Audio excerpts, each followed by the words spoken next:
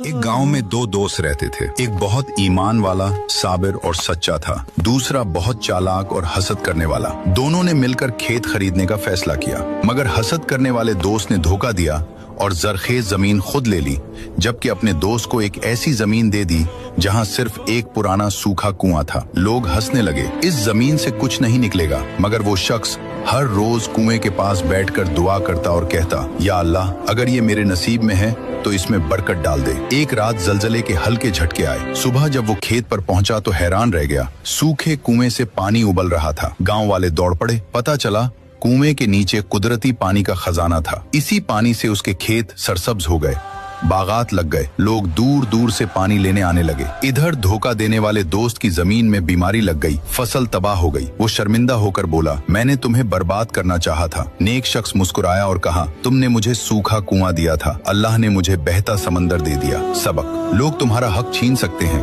मगर अल्लाह तुम्हारे नसीब को नहीं छीनने देता।